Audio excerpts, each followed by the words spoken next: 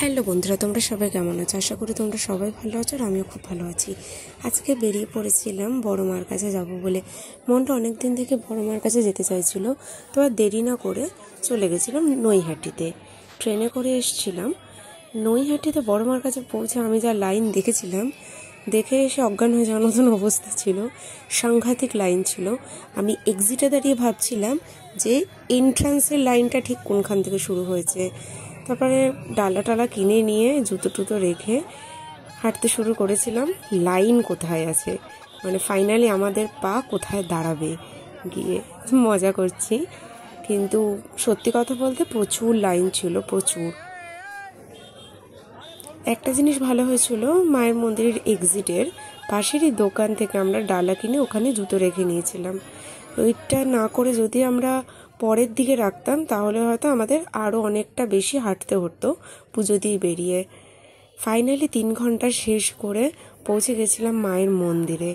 জয় মা বড় মা বলে ঢুকে পড়েছিলাম মায়ের মন্দিরে আর দেখে নিয়েছিলাম মায়ের অপূর্ব মুখখানা। তোমরা দেখতে পাচ্ছ কত ভিড় ছিল ভিতরে।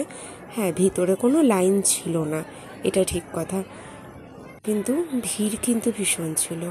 মায়ের কাছে প্রতিদিন এত ভক্তের সমাগম হয়ে দেখে নিজে একজন ভক্ত হয়ে সেটা ভীষণ ভালো লাগছিল।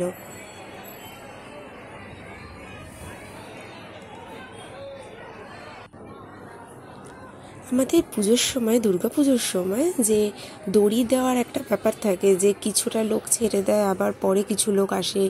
তো মন্দিরের ভেতরেও মায়ের পুজো দেওয়ার সময়ও কিন্তু এই সিস্টেমটা দেখলাম ওখানে আছে, যেটা ভীষণ ভালো সিস্টেম। ওরা যতটা পেরেছে ম্যানেজ করার চেষ্টা করেছে এত ভিড়।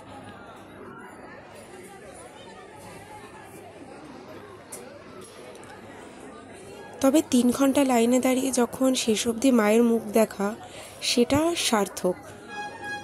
কোনো কষ্টই কষ্ট নয়, কিন্তু যখন এতটা কষ্ট করে এসে মায়ের মুখটা দেখা যায়।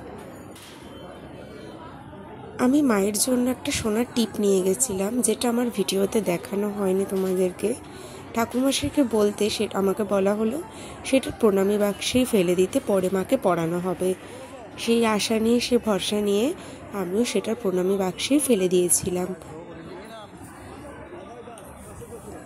খুব ইচ্ছা ছিল সামনে যদি মাকে পড়ানো হতো, দেখতে খুব ভালো লাগতো, কিন্তু কিছু করার ছিল না।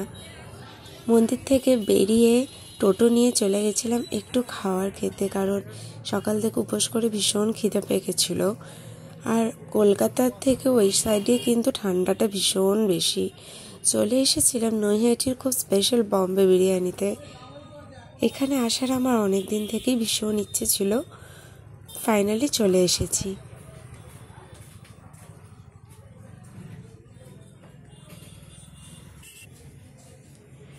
ঢুকে গেছিলাম বম্বে বিরিয়ানির ভেতরে।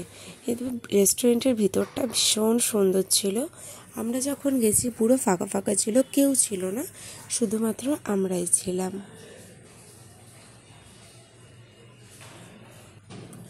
ওই পারে মা আর আমার ভাই মানে রাজ, ওরা বসে পড়েছিল। নিয়ে নিয়েছিলাম মাটন বিরিয়ানি, ভীষণ ভালো খেতে ছিল। খাওয়া দাওয়া শেষ করে বেরিয়ে পড়েছিলাম, এবার তো বাড়ি যাওয়ার পালা। ট্রেনে উঠে গেছি। আজকের ব্লগটা এই পর্যন্তই। দেখা হচ্ছে নেক্সট ব্লগে। আমার ব্লগ ভালো লেগে থাকলে লাইক, শেয়ার, কমেন্ট আর সাবস্ক্রাইব করতে কিন্তু ভুলো না। টাটা।